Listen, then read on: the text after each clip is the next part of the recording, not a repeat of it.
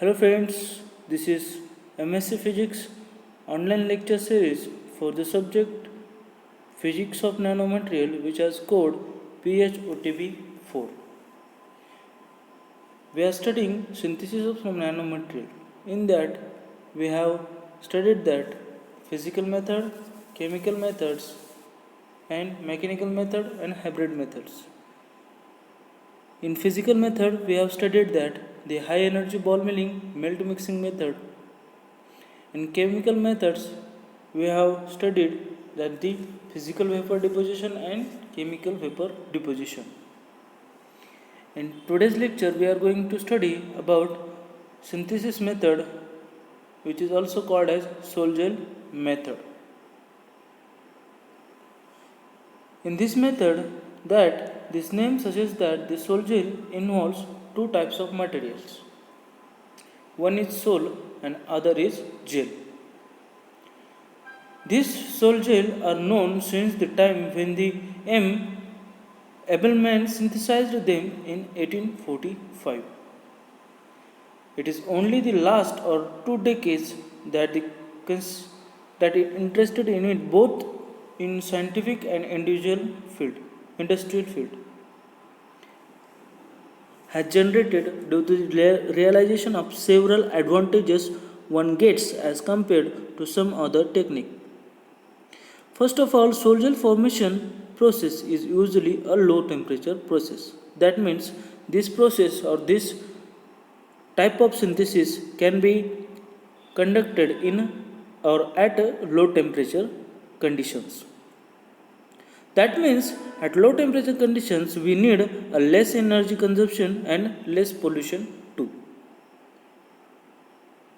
And it is therefore not surprising that the nuclear fuel synthesis it is desired process at a low temperature. So the Sol-Gel process generates highly pure, well-controlled ceramics.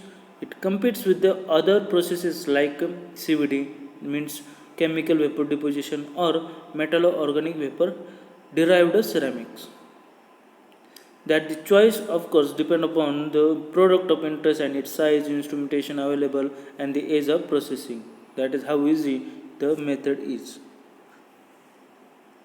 Some of the cases that the Sol-Gel can be an economical route also, that provided that precursors are not very expensive, right? Like some of the benefits like getting unique materials such as aerogels, zeolites, order porous solid by organic inorganic hybridization are unique to the Sol-Gel process. It is also possible to synthesize nanoparticles, nanorods, and nanotubes in using Sol-Gel technique. Sols are solid particles in a liquid. You can observe in this figure A. They are thus subclass of colloids. And these colloids means the nanoparticles synthesized by chemical method. Okay. So now using chemical method, what are the nanoparticles we obtain that are also called as the colloids. And the gels are nothing but a continuous network of particles with pores filled with the liquid or the polymers containing liquid. This is what gels. And this combines the Sol-Gel process involves formation of sols in a liquid and then connecting the sol particles or some subunit capable of forming a porous network to form a given network. So in figure A, you can see that there is a sol which is placed inside the liquid, and in figure B, you can see that the gel is placed or the observed inside the liquid. By drying the liquid, it is possible to obtain powders, thin films, or even monolithic solid that we can understand, right? So the Sol-Gel method is particularly useful to synthesize ceramics or the metal oxide, although sulfide, borides, and nitride are possible. The synthesis of Sol-Gel in general involves hydrolysis of precursors. Hydrolysis means using water treatment. condensation followed by the polycondensation to form a particles, gelation and drying process by various routes as shown in figure 2 on the next slide. Okay, so on the next slide we can see that there is ceramic film and the aerosol film. If we heat them, then it get evaporated to form a soil fibers, powders, and also it when we use it to in gel form, we will have two types like supercritical extraction and evaporation of solvent. With that, first we get aerogel and next we get zero gel. When we dry applying dry heat to the zero gel, it tends to the dense glass or the dense ceramic.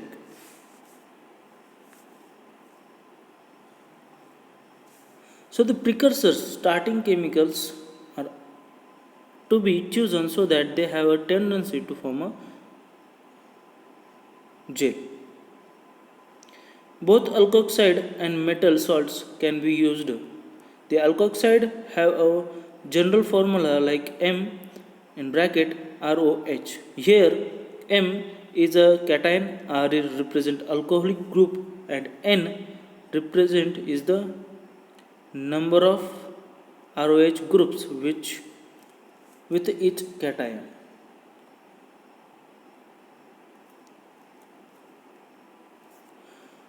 For example, ROH can be methanol, that is CH3OH, ethanol C2HOH, all the propanol CHOH, etc., bonded to a cation like aluminum, silicon, and etc. Salts are denoted as MX, in which M represent the cation, X represent the anion. For example, in CdCl2 means cadmium dichloride, that Cd is M, that is cation, and Cl is anion, which is X.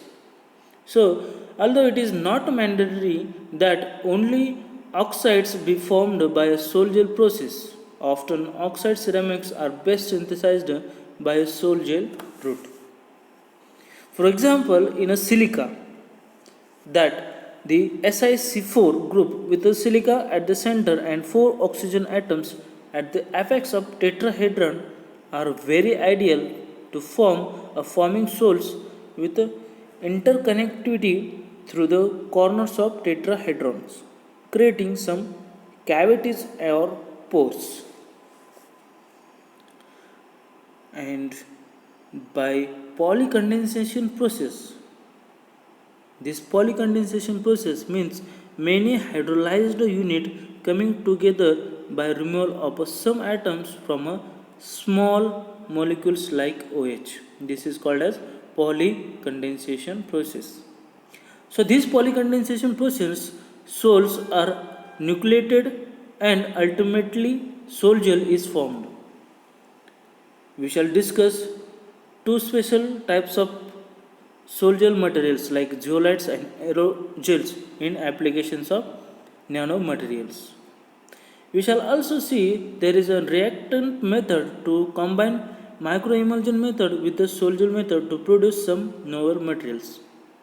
When we start the applications of nanomaterials, we will discuss these three or many points like zeolites, aerogels, and the microemulsions methods with the combination of sol-gel method.